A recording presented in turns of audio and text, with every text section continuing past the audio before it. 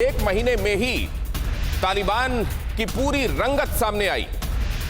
तालिबान के भीतर फूट और मनमुटाव की खबरें आम हुई।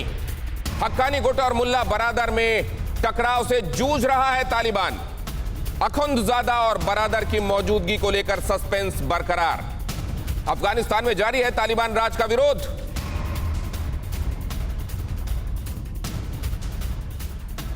और अब आपको उन अहम तारीखों की तरफ ले चलते हैं। ये फ्लैशबैक बहुत जरूरी है, पीछे मुड़कर यहां देखना बहुत जरूरी है ताकि आपको ये पता चल सके कि आगाज ऐसा है तो अंजाम कैसा होने वाला है। एक महीने में तालिबान राज की हकीकत बयान करती है तस्वीरें, जरा जल्दी से देख लीजिए। तालिबान राज का एक महीना। 15 अगस्त 2021 काबुल फॉल हुआ, राष्ट्रपति भवन पर कब्जा हुआ तालिबान का। 16 अगस्त काबुल एयरपोर्ट पर अफरा तफरी मच गई, भागने वालों की लाइन लग गई। हर तरीके के लोग इसमें शामिल थे। आम अफगानी भी बड़ी तादाद में यहां से निकल जाना चाहते थे। 16 अगस्त उड़ते विमान से नीचे गिरना लोगों को गवारा हो गया, उस तरीके से प्राण त्याग देना उनको गवारा हो गया, लेकिन वो अफगानिस्तान में रहना सुरक्षित समझ नहीं रहे थे। 26 अगस्त एयरपोर्ट पर धमाका हुआ। यह धमाका इतना भीषण कि इसमें अमेरिका की आर्मी के सोल्जर्स भी मारे गए, आम अफगानी भी मारे गए। और धमाका जिन्होंने किया वो आम लोगों का रहनुमा होने का दावा करने वाले लोग ही थे, ISIS के पी। 28 अगस्त अमेरिका की एयर स्ट्राइक।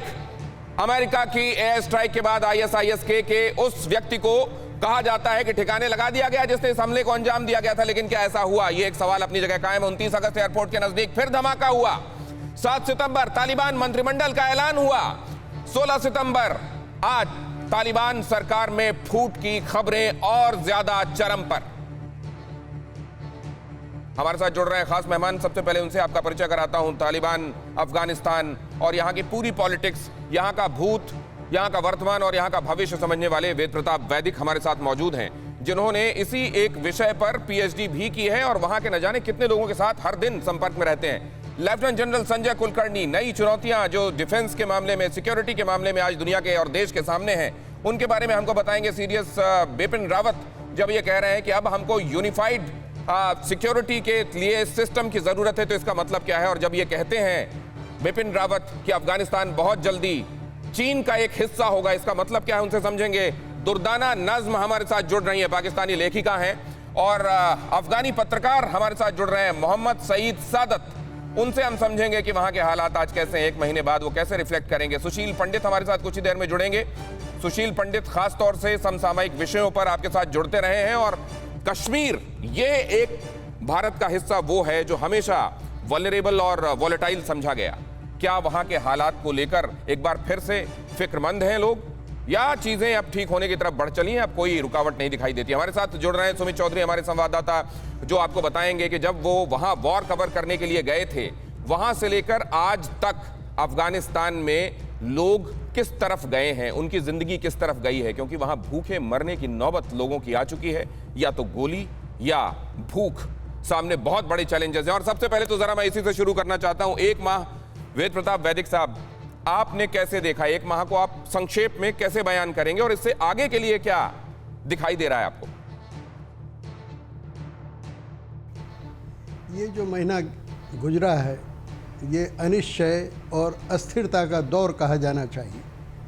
इसमें ये बिल्कुल पता नहीं चल रहा है कि वास्तव में अफ़गानिस्तान में अफ़गान लोगों की सरकार है या किसी और मुल्क के इशारे पर कुछ लोग नाच रहे हैं। ये समझ में नहीं आ रहा है कि हक्कानी ग्रुप प्रधान है, कि मुल्ला बरादर ग्रुप प्रधान है, कि अखुंदजादा प्रधान हैं। कौन सा कबीला प्रभावशाली है ये कहना भी मुश्किल हो रहा है। जो बादशाह का अर्ग है यानी महल, उस अर्ग में मारपीट हुई है, गाली गुफ्ता हुआ है, गोलीबारी शायद हुई है, उसका भी कुछ ठीक से पता नहीं चल रहा है। हर चीज़ गोपनीय है। ये पता नहीं चल रहा है कि जो असली नेता हैं वो कंधार में बैठे हैं, कि काबुल में बैठे हैं, कि देश के बाहर चले गए हैं। सारी स्थिति इस समय अधर में लटकी हुई है। और मेरा तो ये सोचना है कि अफ़गान लोग जैसे हैं वो कोई विदेशी दादागिरी बर्दाश्त नहीं करते हैं। तो अब पता नहीं ये सरकार कितने दिन चलेगी, कैसे चलेगी, क्या होगा, कुछ भी कहना इस समय बड़ा मुश्किल है। कुछ भी कहना अभी इस वक्त बहुत मुश्किल है। और क्या ये अनिश्चय की स्थिति इसलिए है क्योंकि एक ट्रांजिशन की फेज़ है, या एक्चुअली ये ऐसा ही रहने वाला है? जिन लोगों के हाथ में ये कमान है उनके हाथ में कमान रहते हुए ये हालात ऐसे ही रहने वाले हैं। जरा इसको समझने के लिए चलते हैं मोहम्मद सईद सादत के पास। मोहम्मद सईद सादत, कुल मिलाकर वहां के जो जर्नलिस्ट का जो संख्या थी वहां की, वो घट गई है। महिला जर्नलिस्ट की जो संख्या थी वो बहुत ज्यादा ड्विंडल डाउन कर गई है। सच क्या है ये दुनिया के सामने आ नहीं पा रहा है। अगर आप वहां के हालात बता पाए, एक महीने को आपने कैसे देखा, बहुत क्विकली मोहम्मद सईद सादत। सर, सबसे पहले आपको और मेहमानों को मेरी तरफ से सलाम, नमस्कार। उम्मीद है कि आप सब खैरियत से हों। सर, ये हालात, सिचुएशन, सिक्योरिटी के बारे में आप लोग बेहतर जानते हैं। अभी तो नज़दीक हक़ानी और मुला बिरादर के बीच में ये मामला भी आया। इनसे भी अफ़गानिस्तान की हालत पर बहुत असर गुजार हैं। लेकिन सिक्योरिटी सिचुएशन ये तो ज़ाहिर है कि बहुत ख़राब है। इसके अलावा, सिक्योरिटी सिचुएशन के अलावा मैं एक और बात भी कहना चाहता हूँ। अभी तो वहाँ लोग बेकारी से मर रहे हैं, भूखे से मर रही है, लोगों के काम काज का कोई चारा नहीं है। पहले जो अशरफ गनी के गवर्नमेंट था, लोग बहुत मसरूफ़ थे, आर्मी में था, पुलिस में था और गवर्नमेंट के इदारे था, लोग काम काज पर मसरूफ़ था। लेकिन अभी सिक्योरिटी सिचुएशन के अलावा ये तो एक बहुत बड़ा मसला वो बन गया है, जो ज़्यादातर लोग बेकार है और उसके काम नहीं मिलते। ये तो बहुत सिक्योरिटी सिचुएशन के अलावा ये भी एक और बड़ा मसला है अफ़गान लोगों के लिए। दूसरा बात मैं ये कहना चाहता हूँ कि एक तरफ तो बेकारी ज़्यादा है, दूसरी तरफ महंगाई बहुत बढ़ती जा रही है। रोज़ बरोज़ महंगाई बढ़ती जा रही है, लोगों को काम नहीं मिल रही है। आप लोग वीडियो शायद देखी भी है, काबुल में लोग अपने घरों के सामान बाजार में बेचते हैं क्योंकि उसके रोटी के लिए पैसा नहीं है।